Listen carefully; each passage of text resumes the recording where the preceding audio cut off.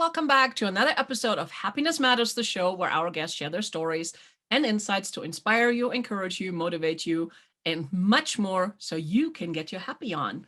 I'm your host, Beanie Man, and Mother Service Dog, my co-host, is around somewhere. I think he's sleeping right now, so we'll find out. He might pop in, he might not. And make sure you catch our new episodes every Friday at 7 p.m. Eastern Standard Time, or 7 p.m. Eastern. Let's just go with that because, time change and all that. Anyway, you can also catch the replays as well as many, many other shows on mupotv.com. That is www.mupotv.com.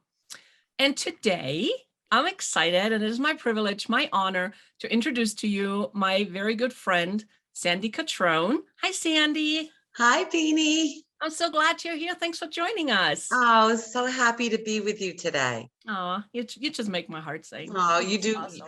You make mine. When I have a bad day, I just call up your answering machine to listen to your voice message. I love that. I so love that. Hey, Sandy, why don't you tell us a little bit about you? Who are you? What do you do? Oh, my goodness. Okay, so I am Sandy Cutrone, and I moved to Colorado about 3.5 years ago. Originally grew up on Long Island in New York. And we don't say in Long Island, like we say we live in Colorado Springs, but when you're from the island, you live on the island. So I'm from the island, and I grew up there and lived there and raised my children there, and left about 3.5 years ago, like I said. And we met like shortly after you moved here, within like a week or two after you moved here or something like that. Yeah, right? it wasn't long after. Maybe I'm thinking maybe a month, because when I first got here, I did nothing but play. And check out where I lived, and got absorbed into Garden of the Gods and Pikes Peak and exploring the area, because I actually moved here without ever visiting. Nice. And there's so much to see and do. Oh, just in our area here, Colorado Springs. That's not even the rest of the state. Yeah. So I raised my kids on Long Island with my husband, Steve, and in 2015, he was diagnosed with colon cancer, stage 4 end stage. He had a bad accident during the diagnosis, which kind of complicated things a little bit, but we fought through it together as a family best we could. Unfortunately, he did not survive, but it was hard. But when they realized that we weren't going to be able to do the chemo and shrink the tumors, we were really blessed to be able to go to a place in Illinois, the CTC Centers, Cancer Treatment Center of America. And they were really successful in extending a lot of time for us the last year that he was around. So that we did have a bittersweet kind of beautiful last year together. Right. And he focused on me and the boys, and we did the best we could with what we were handed.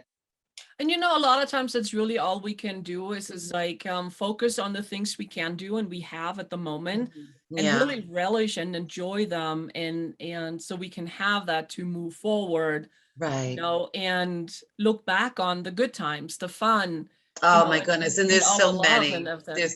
There's just so many. I mean, my kids and I laugh all the time. It's, because my husband was a character. He had an incredible sense of humor. I was kind of like the straight guy, and he was kind of like, Norm from Cheers. He'd walk in and be like, Steve, it's like, oh, hey, San, kind of thing. So I was kind of like his straight man, I guess.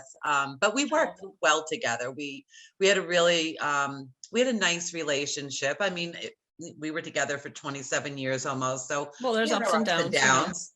But you win some, you lose some. But never did a day go by where I didn't love that man to pieces. So it wonderful. was, I feel very blessed that I was able to have that in my life. I love that. So, you also are a mortgage loan officer, and you just started a school actually, which I think is really exciting. Tell us a little bit about that. So, when I got out to Colorado after working the Manhattan, New York, Long Island market for 30 some odd years, things were much different out here. I was actually quite shocked. I thought after working in the New York market, anything would be easier. But what I found was in the New York market, you're very regulated. And so a lot of misconceptions came to light when I came out here, say, with things like dual agency agreements. And in New York, I had to give up my real estate license and make a choice. What was I going to do? And you couldn't do both. But out here in the West, the wild, wild West, there was a lot of things that you could do. So when I first got out here, I took a job with a lender, and I learned a lot, and they were a really wonderful company. But unfortunately, here, as you know, this is a very military town. And so one of the biggest loans that we do out here are the VA loans. And so they weren't real VA friendly. And so I did end up leaving and going to a local, a mortgage broker, and really was able to kind of learn the ins and outs. I fumbled a lot. I was kind of dumbfounded with some of the things that were going on. But the thing that caught my attention, especially when we hit the COVID period, was how many new people wanted to come into the business to either be processors or loan officer assistants or loan originators, and how they were so lost when they got into the business because, they're kind of led down a road where you're under the misconception that all you have to do is just pass your license test, the NMLS test, and then you can go get a job and start making money. Been there, done that. Yes. Don't miss it. And the thing is that for us, I refer to myself as a dinosaur in the industry. It's not that simplistic. This is an industry where you completely have to relearn things every year. Guidelines are changing. When we hit COVID, we had what we call a lot of overlays. Fannie Mae and Freddie Mac, which is where you sell the loans to when you're doing conventional financing in FHA and VA, started implementing certain things because people had to close down their businesses. So we had to be a little bit more careful in how we loaned money. A lot of programs went away temporarily, like the bank statement programs, all of the things that we got in trouble during the mortgage meltdown from 2008 on up. All of those programs that started coming back got suspended. And what I was doing was mentoring a lot of people at the company that I was at. And I realized that they needed more than just mentoring. They actually needed to learn the skills. And so what I did is I decided to create a learning module, a 5-module program to teach new originators and even existing originators how to calculate variable income, read bank statements, how to read AUS findings, how to read a contract, what kind of an appraisal.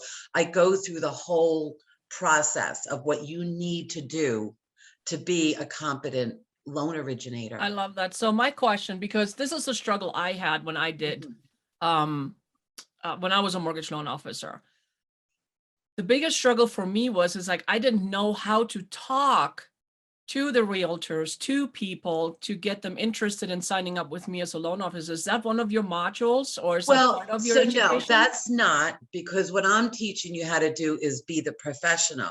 You need to know how to do the skills, and then you'll have the confidence to be able to go out and speak to realtors. Now in New York, it's a much different, market that I came from. So real estate agents, they kind of seeked you out where instead of where you're seeking them out. It was a little bit easier because real estate agents had to work with mortgage brokers or banks and attorneys because it's a big attorney state. Right. So a lot of the things that realtors do here, is not done in other states. Mm-hmm. And so the responsibility for a realtor out west is a lot more than what's done back east, because they're doing the job not just a real estate agent, but they're also doing the job as like representing them by preparing the contract. So it's completely two different things. Oh, okay. That makes sense. That makes sense. Hey guys, we have to take a quick commercial break. Sorry to cut you off. I'm going to take a quick commercial break and we'll be right back.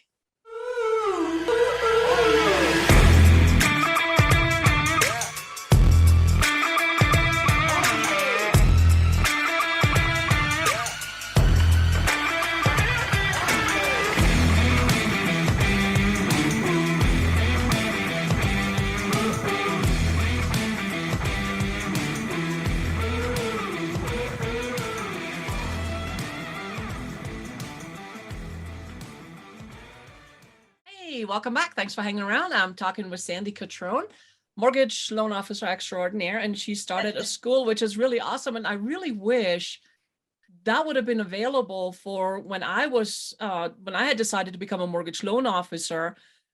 And I mean, I was with great people. I started out with an amazing company. I love her to pieces. She's a really good friend of mine. And then I switched to another company. But the piece that was really missing is the nitty gritty. Right. To give me that confidence is, yeah, the training was available, but for some reason, maybe it was my brain just not connecting. Well, I think part of the fear is that when you come new into the industry and you don't have the mindset to be able to take the application and be confident in calculating income and assets, you trip a lot. And so if you have a bad experience with your first or second loan, it kind of puts you into that shock mode where it's like, I shouldn't be doing this because I should have known how to do that, or I shouldn't have known, I should have known how to do this. And to do this industry, trial and error is going to come out tenfold in your confidence. Absolutely. And so part of what we do, obviously, the important thing that we do to generate business is to sell ourselves. You want to have people have confidence in your abilities. And I struggled with that because I left a whole 30+ year book of business back in New York and came out here to Colorado and thought, oh, this is going to be a piece of cake. And then realized this isn't a piece of cake because I'm so overly regulated that I needed to open my eyes to the possibilities that existed here that still don't exist back east. I had tried to refer somebody to a bank statement loan back east. They're still not doing it. And I was like, oh, okay. All right. That is kind of like not all around the country where you can get these type of mortgages. So once I realized that, then it was about, because I have the confidence and the knowledge, because I've been doing this since 1985, was to go out and speak to realtors. But I found that my niche is more like speaking to people in the insurance industry, accountants. I did my CDLP, which is a certified divorce lending professional, so I could work hand in hand with divorce attorneys and help their clients mediate and do equitable distributions with their property, because there's a whole different set of guides for that. So it took me a little while to kind of find the niche on how to make the money that I needed to in the industry. I'm not out there to like be a top producer anymore. I've been there, done that. It's very stressful, and it's for the younger crowd. As far as I'm concerned, it's like, let's take what's up here now and give that to people so that they have an understanding of how to be confident in what they're doing. And so that's where the creation of Crime Financial Learning Center came from. And so we're just about up and ready to go. We've got the first, the income variable video has been done so that people can do that one self-paced. It's the most popular one because it's the area that people struggle the most. That makes sense. That's what I've been doing since I came out here, is trying to recreate myself and be the Sandy that I never got to be when I was the wife and the mom. No, I love that. And what I love about that is, it's like, I mean, you and I were not spring chickens anymore. No, unfortunately not. In my dreams, in heart we are, and in our minds we are, but no, what I love is that you are a prime example of showing that it's never too late. Oh, never. To start something new, to step into your calling, into your purpose, and follow your heart. Right. It doesn't matter the age. And No, I so love that. I think You show that there's a lot to be said about our age group. I'm the tail end of the baby boomers. So I always like tease people and I'm like, you're giving me a computer. Why? Give me an Encyclopedia Britannica. I know how to, it's like, I know how to get through that. So the irony of all of this and the irony of my entire life is like when I went to high school and I went to college, I excelled in everything except for math. Well, I get that. Math and I love numerology, so I totally love numbers, but math, it's like, that's what calculators were invented for. Right, exactly. Except for we weren't allowed to use them back then for the SATs. And you didn't use the old math boards where you like flip the little the Albatross or whatever that. I don't remember. I don't know. But it's like, I'm always like, you have to talk to me like a kindergartner when it comes to technology. We need to take out of here and upgrade it for everybody that's, into the techno thing. And it's just funny to me because it's like, okay, I'm doing a career that is in mathematics when that was my least favorite subject in school. And just but calculators, I mean, that's I do it a lot in my head though. My kids will be like, how do you do that? And I'm like, years of just repetitiveness. It's like, I don't need a calculator for most things anymore because it's just repetitive. It's like knowing zip codes all over the country because it's repetitive after a while. Right. So, no, that's awesome. I love that. Yeah. So it's never too late though, Beanie. You and I both know that. It's not. And I love that you send in a story for our upcoming book series, Happiness Matters. I love that. And I love your story because you talk about the loss of your husband, but what you talk about, and I get chills just talking about it and thinking about it. He's given you signs. Oh yeah. Like all the time. And I just love that. Do you want to share with us like what they are, how that came about and where you find know so many. So when we were at towards the end, when Steve was still able to communicate with me, but things were, going downhill. We sat outside one night and had this conversation about when he crosses over, I need to know he's okay. I needed something to know that there was more than just this life here that we're living right now. And so we had this argument years ago, where my husband was annoying me, which he scutched me a lot. His family used to call him the scutchamens. He just loved to bust people's chops all the time. And I was leaving on the weekend to go to work to do something, and I was in not a favorable mood because I don't like working on the weekends. It's like, that's my family time.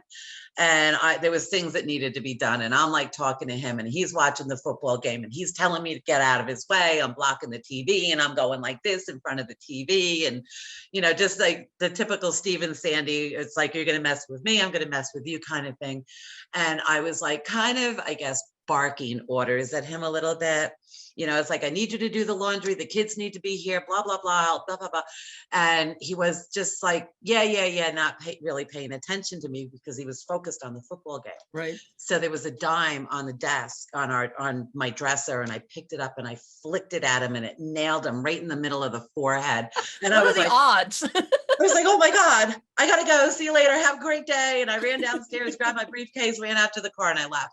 And I was like, I hit him in the head with did that hurt? I wonder if that hurt. That must have hurt, And it was like, when I came home that night, he was like sitting there. The laundry was done. The house was clean. The kids were fed. They were out at their friends. It was, I was like, we're going to have an argument now. It's like, and he's tapping the dime on the countertop in the kitchen. And he's like, puts it down in front of me. He's like, pick it up and do it again. Like that. And we just both started laughing. It was hilarious. So when we were sitting there trying to come up with an idea of how he could let me know that he was still with me and everything was good, we just both said, dimes, you got to throw me dimes.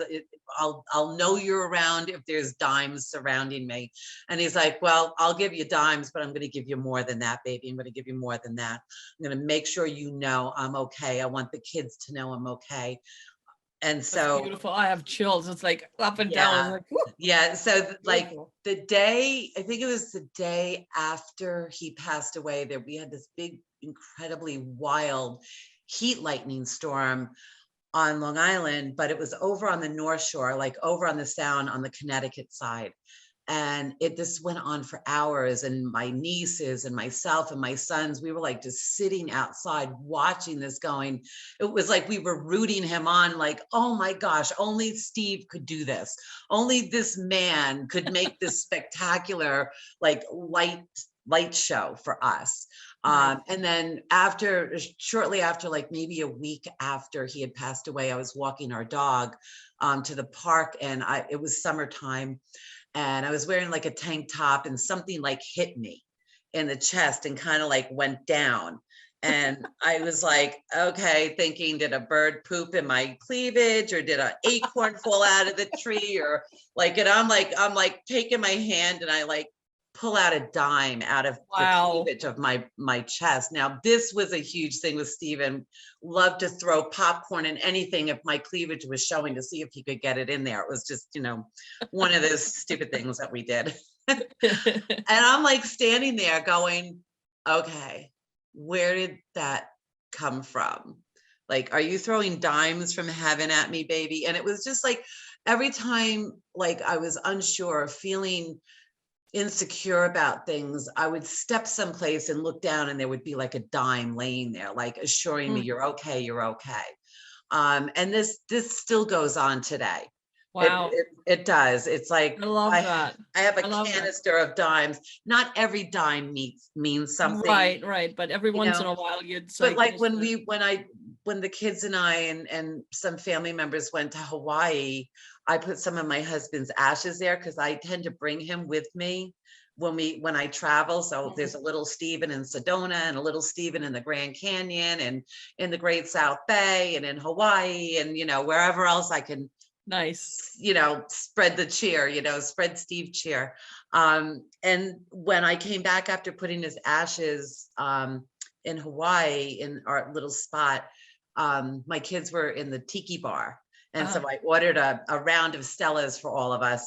And the change was 70 cents.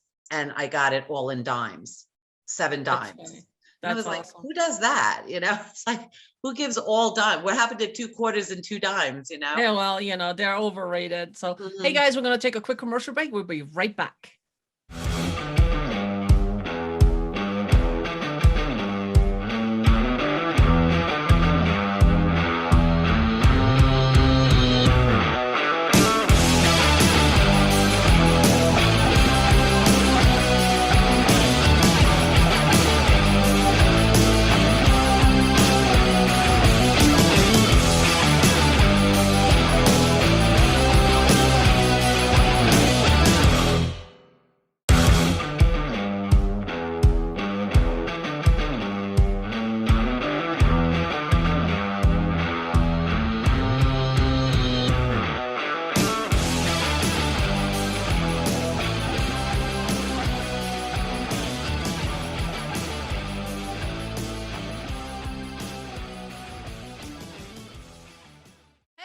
Thanks for hanging around. Welcome back. I'm your host, Beanie Man, and Mo the Service Dog, with our wonderful guest, Sandy Cutrone. And we're talking signs. And so you got those 7 dimes as change in Hawaii. I mean, seriously, what are the odds? And like my kids are like, Mom, you really read a lot into this, blah, blah. I'm like, there are times though, guys, where you have to understand that a sign isn't like something that just miraculously appears. Obviously, somebody dropped that dime, or obviously somebody left that flower. I don't think that it's coming from the heaven above. Right. What I am saying is that I'm in the right place at the right time to discover these signs that make me feel like, one, I've got control of my life, and I can move forward knowing that my cheerleader is still cheering me on from wherever it is that he's at. Right. And it's like a comfort. Some people, find comfort in different ways. This is how I find comfort. I mean, he was only 55 years old when he passed away, so he was very young. And so I felt like, in the beginning, of course, incredibly angry, very, very angry that I had been cheated out of my retirement, and I got cheated out of the love of my life. And, we all do the pity party, that's right. That's part of the grieving process, but it's like finding something to focus on. And Stephen was incredibly generous in that he accepted how my spirituality, especially when he was getting ready to cross over. He could feel things, and he would call me in the room and say, "Do you feel this? I feel like somebody's in here with me." And I would be like, "Of course there's somebody in here with you. Your mom is here. Your family is here. Your dad is here." I love that. It's like, I can't personally feel it, because if I do, then that means I'm going to cross over with you, and somebody's got to stay here. Right. But he started to really feel and embrace that, so that when it came to having that conversation, it was just, it just worked. He would have liked to have seen me stay on Long Island, and I tried to do it his way for a little while. Like 8 days after he passed away, I bought a boat, thinking, all right, what we need is a boat, and we'll go out, and me, Chris, and Matthew will be okay as long as we're on the boat with Daddy. And but the boat thing, really, I discovered after about a year and a half, was not my gig. It was great when I was the first mate, and all I had to do was do some ropes and, basically sit there and read a book and let my husband and the boys do everything. Maybe hold on to a fishing pole or something. But right. When Stephen wasn't there, then the boating thing really wasn't working for me. It was more stress, and it was like, okay, I need to focus on what are the things that I love to do. And I was always a very kind of antsy person, always moving, always wanting to see new things and explore. And I was like, I just might as well go for it. I just might as well start seeing what else is out there and find something that fits me, because Long Island no longer fit me. Right. My house did not feel comfortable for me. Right. And it's one thing getting the signs, it's another believing in them as well. It's like, because if we don't believe it, it doesn't matter what's being put in our way, unless, really we get hit with that 2x4. I always laugh as like, yeah, the universe is hitting me with a 2x4. It's like, oh, I get the message because I'm stubborn. But it's like believing that. So, and I know you believe in that because this is your spirituality and everything. What about your boys? Did they believe in that from the get-go? So they do to a point, because they've seen it, and seeing is believing, a lot of times. So it was hard for them to deny. When I first moved out to Colorado, one of the first things when I was leaving New York, I crossed over the George Washington Bridge into New Jersey, and I followed a truck that was called Stevens Transport out of New York. And I followed this truck all the way through Pennsylvania into Ohio. I know, I love that word. Just like, Pennsylvania to me is like the boondocks of Pennsylvania, like the little, you don't think about the small towns in Pennsylvania. You might out west think about the small towns, but not in New York. Right. So my brother and I called it Pennsylvania once driving down south, and it just kind of stuck. But yeah, so I followed the transport truck out, and then I get out here. And of course, like I said, I was doing my big exploration thing. And you love hiking. And I love my hiking, you know me, I love to just be out there in the wilderness. And so I needed to learn how to drive. And you were the first person that I ever drove with up to the top of Pikes Peak. Isn't that you awesome? Did the driving. I love that drive so much. You did the driving, and I did the white knuckling, like, oh my God, we're too close to the edge. If anybody out there has not driven up to the top of Pikes Peak, I strongly urge you to do it once in your life. But I bought the pass because I knew I had to get past a fear. And my big fear was driving. Driving at night is a big fear of mine, but driving these switchbacks, and you guys don't know what a guardrail is, for God's sakes. It's like, put a guardrail up. It's only a 300 or 500 foot drop, but let's not put a guardrail there. So I bought the pass, and every week, 2-3 times a week, I would drive to the top and then come back down, until I could do it without being scared. And so it took me a whole year to get used to it. So you did donut runs? The donut runs, yeah. So of course, you're in there, you got to see what else is in Pikes Peak. It's not just about driving to the top and then driving down again. There's a place that I used to hike over by one of the reservoirs in there called Garden of Eden. It's like wildflowers. It's like the Garden of Eden. And you hike into the wilderness about a mile.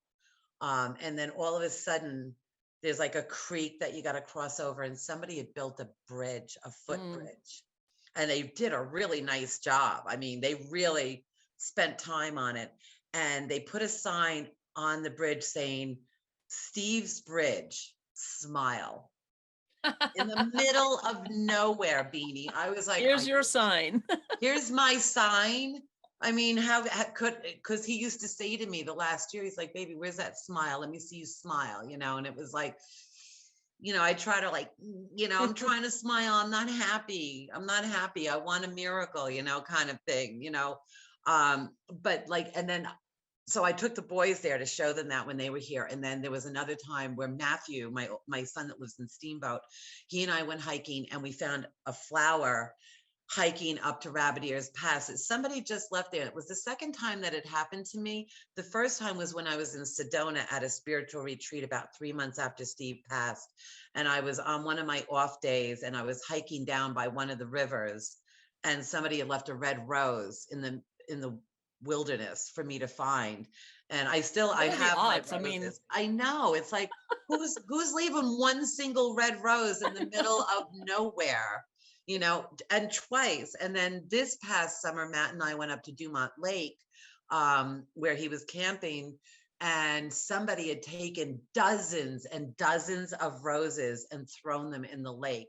And just that one section where Matt and I had walked down to put the kayaks in were all these flowers. And Matt's like, I know, Mom, I know. My favorite was hiking in Boulder on Christopher's birthday, my older son. And Matthew, we were hiking, kind of like skinning up these rocks. Well, they were walking up them. I was on all fours. I was a little scared. And Matt stops and he's like, bends down into the crevice of a rock and pulls out a dime. And he's like looking at it and he's like, oh my God. And he's like, Mom, look. And I'm looking at it and I'm like, oh my God. And I'm like, Christopher, get over here. Look, the dime, the date on it was 1993. The year that Christopher was born, in the middle of nowhere, just the three of us outside of Boulder hiking. Wow. And so, yes, my boys, as logical as they want to be about it, realize that there is a power that their father seems to have. Right. And I feel protected. I feel like he protects us. I like that. And you know, the thing is, I totally lost my train of thought. Whoop! Hate it when that happens. We call those brain farts. Well, yeah. It's like I blame it on the black holes I have. You know, it just gets sucked in. Yeah, it's gone. Hey, you know what? We're gonna take a quick commercial break. Maybe it'll come back, and we'll be right back. Hopefully, with the thought that I had. So we shall see. We'll be right back.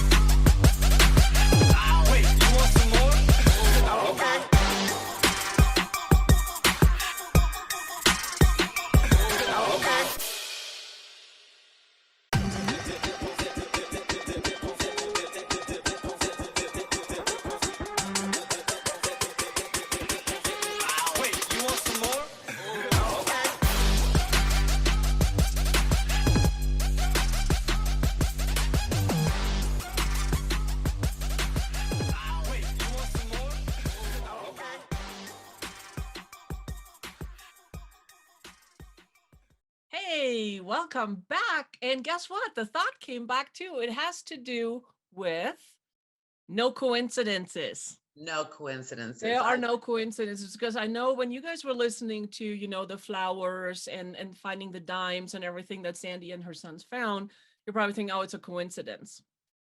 I stopped believing in coincidences a long time ago, because some of the things, I mean, if you're comfortable calling it a coincidence, go ahead, right?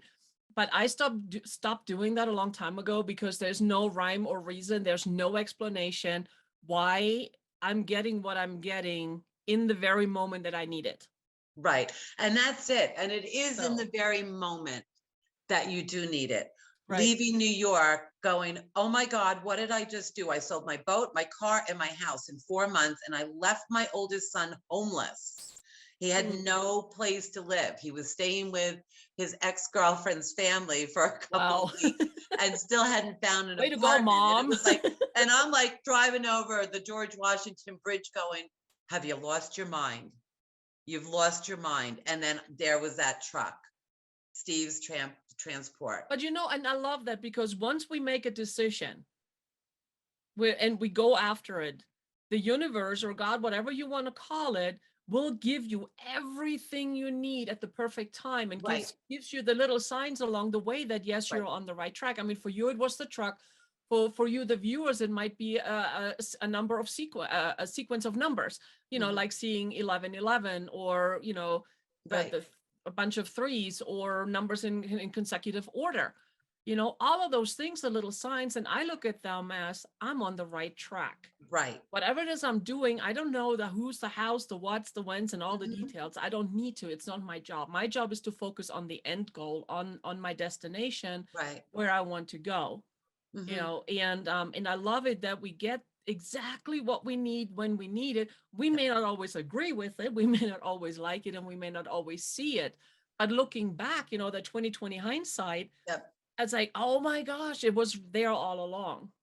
And it's happened to me like before, like when my high school sweetheart, when I was my second year of college, passed away very quickly and suddenly after a phone call that we had had.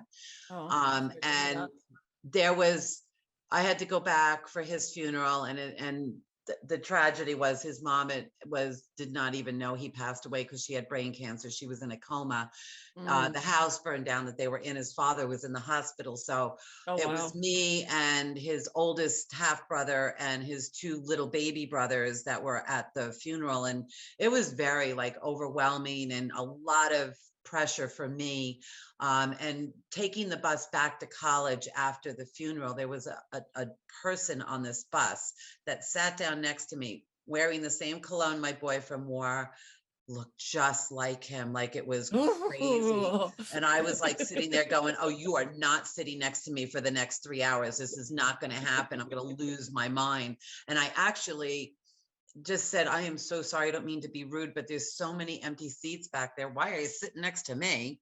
You know, we got a 3-hour bus ride ahead of us. I asked him to go in the back, and I explained that he looked too much like my boyfriend who had just passed away. And he didn't. I kept looking back at him, you know, to make sure I wasn't like hallucinating or seeing things. And it was weird too, because there was an electrical storm that night going back on the bus, where when I got to my town, all of the lights were out. And I kept, every time we stopped, I would pay attention to see if this guy was getting off. Where was he getting off? I was like obsessed with it. And my stop was the last stop. And I turned back to see if he was getting off with me. He was gone. He was not there. And I asked somebody, where was that guy? And she's like, what guy? And I was like, okay, I've lost my mind. I've lost my mind. So it's not like the first time, you know, that time though, I was kind of like in denial, except for he kept showing up, and I knew he was showing up because I could smell his cologne. And it was really weird. And this went on for years, even after I married my husband, who also wore a similar cologne, but this was going on before him. You know, I finally was like, one day, I have 2 kids. I am happily married.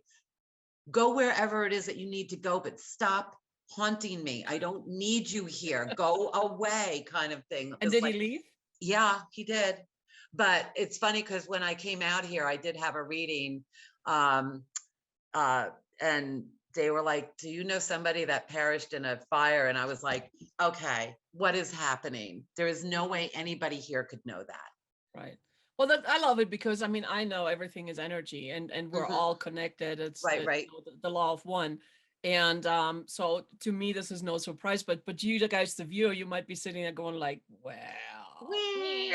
cuckoo. But again, it's like Oops. it is when you're grieving, you don't want to feel that pain. That is the worst emotional pain you could ever possibly feel, is the loss of someone that you love. I Right. couldn't even Right. imagine if it was one of my kids, because it's hard enough to be a husband, Mhm. but you want to not feel that pain.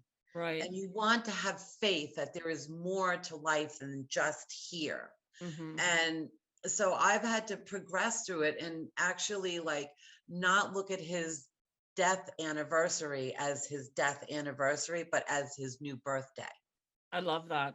I And love that. so this year, like I said to my kids, I'm like, oh, dad turned 5 this year. I can't wait to see how this one turns out. He's probably driving somebody crazy right now, I love. because So it's how you want, however you need to perceive it, Beanie, is the I most agree. important thing. I agree. So also your since we're talking signs, Hmm. recently your mom passed away, About a and year and a half ago now. Yeah. you know I'm really sorry for your loss on that Thank too. you.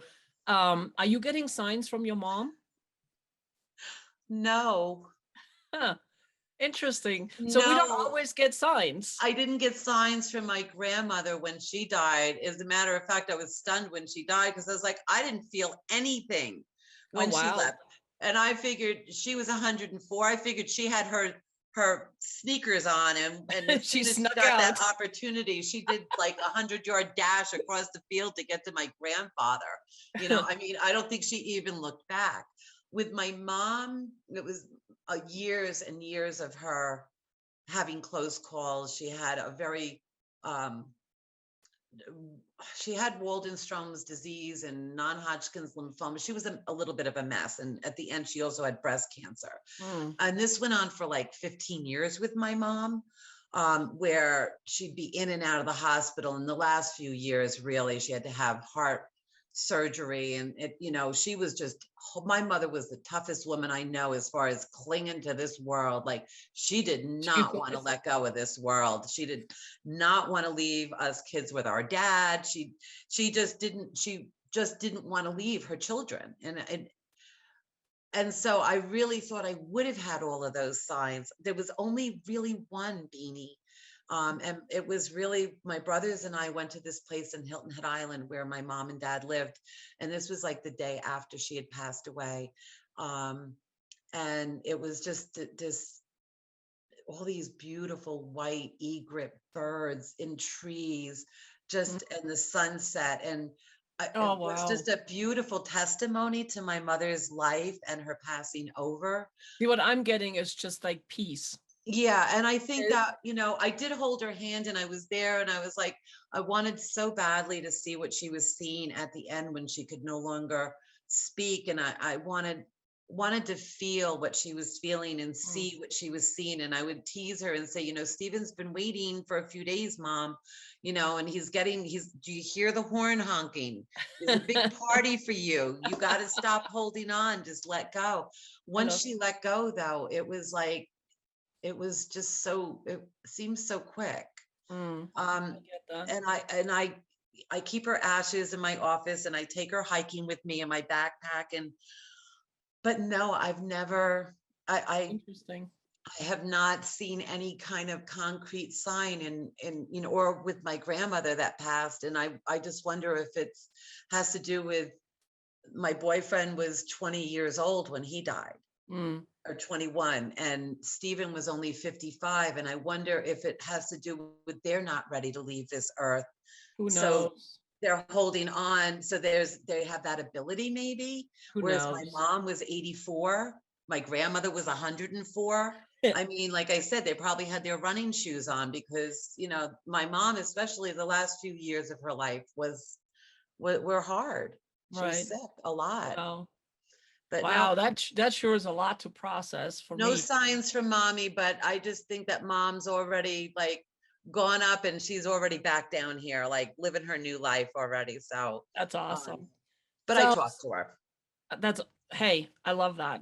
So since this is a show about happiness and how happiness matters, of course, the question is, what does happiness mean to you? How do you define it? And what do you do to add to your happiness? I know that's 3 questions. It's okay. It's okay. So for me, happiness is being able to embrace life as death and death as life, and be able to be aware of the fact that there's so much more than what we have.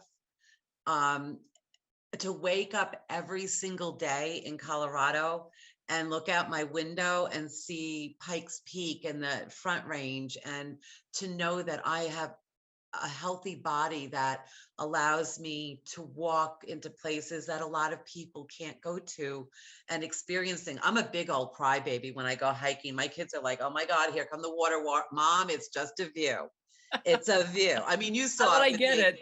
You saw it with me when we went to go to Steamboat that one time. It's breathtaking. And it's like, it's like, oh my God, are we really going to go through that? We're going to drive through that. We're going to be in that, it's like, just, so the whole thing is, and I have bad days. We all have bad days, but most of my days I wake up going, okay, what am I going to get to see today? What do I get to do with my business today?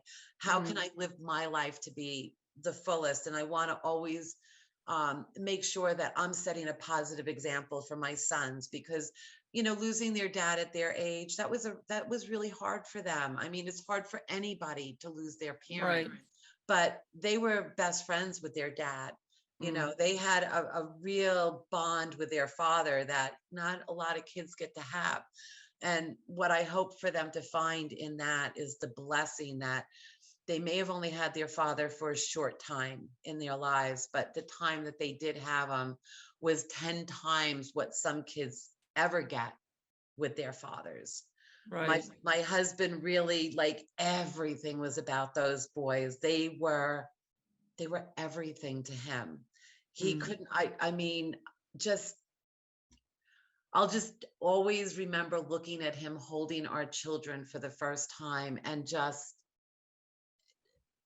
the bond that you could see between him and his boys. So the best that I can do is, I can't explain to them why God took their dad. Why did he take my husband?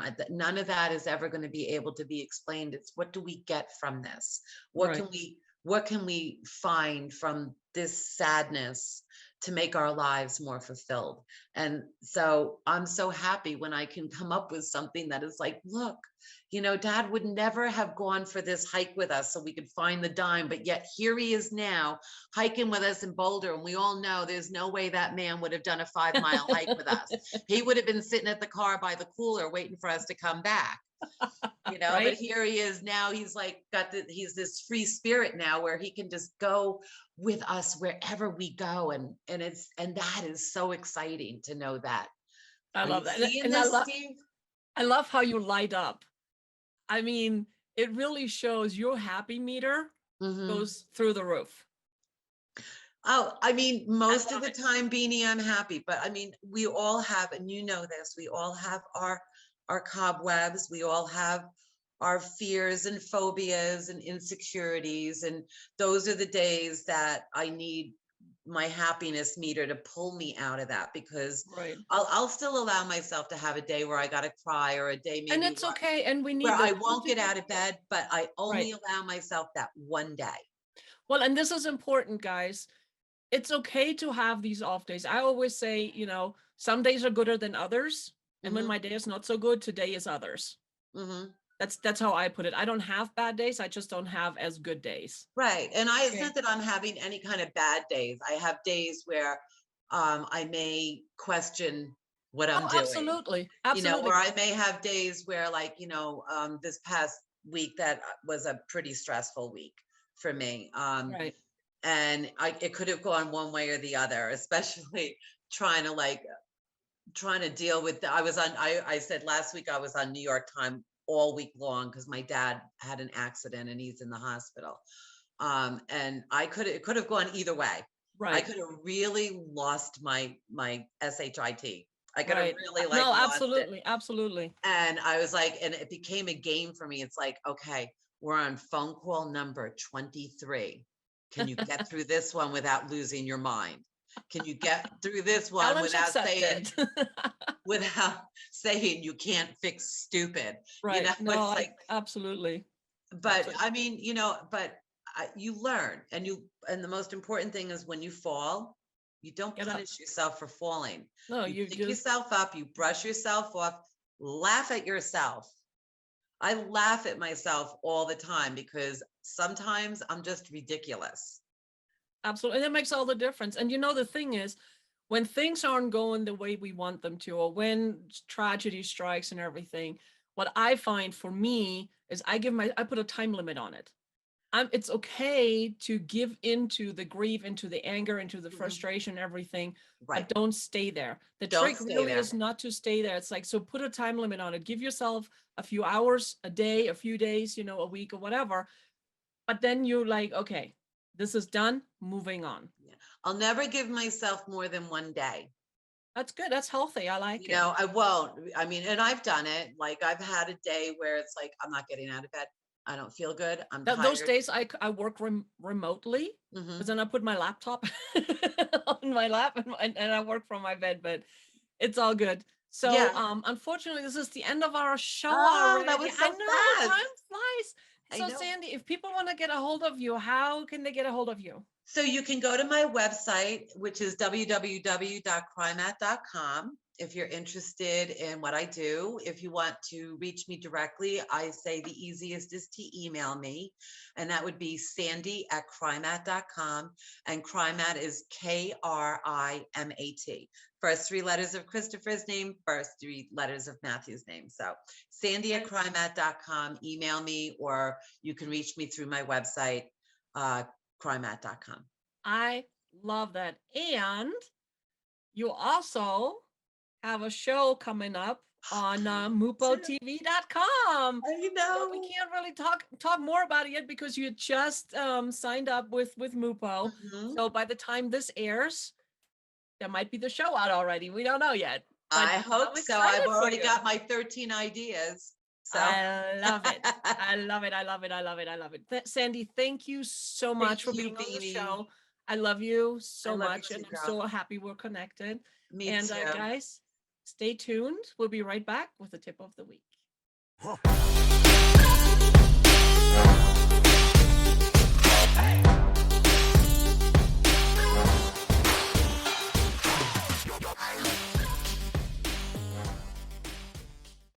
Hey, thanks for hanging around at Happiness Matters, the show with me, Beanie Man, and Mo the Service Dog. And for the tip of the week, always remember this: grapes must be crushed to make wine. Diamonds form under pressure. Olives are pressed to release oil. Seeds grow in darkness. Whenever you feel crushed, under pressure, pressed, or in darkness, you are in a powerful place of transformation. Trust the process. You know, losing a loved one is never easy. Or going through really hard times, or any kind of loss that we feel, whether it's a loved one or from something that we really wanted or that we had. And even hardship, you know, when you go through tough things, it's always an opportunity, in my opinion, to grow. And, you know, sometimes it's really rough. And then I think about all the seeds that I have to grow in the dark. It's like, you know what? I'm growing through this. You know, there will be light. I'm coming out of this. And being under pressure, it's like, okay, yeah, grapes have to be crushed to be wine. And man, do we love wine. But yeah, don't give up. It's all good. It's all good. It's all going to be good. And that's just the tip for the week. So thank you all for hanging around. And again, if you have a story to share, please share it with us at story@mattersofperspective.com, and go to our website, mattersofperspective.com, for the story guidelines. We're looking for up to 1,400 words, so it's really nothing spectacular. But share your story. Somebody else needs to hear your story to help them move forward. And yeah, as always, you know, thank you, Mupo, for hosting us. And we'll see you next week. And remember, be happy, be kind, Be love. Bye.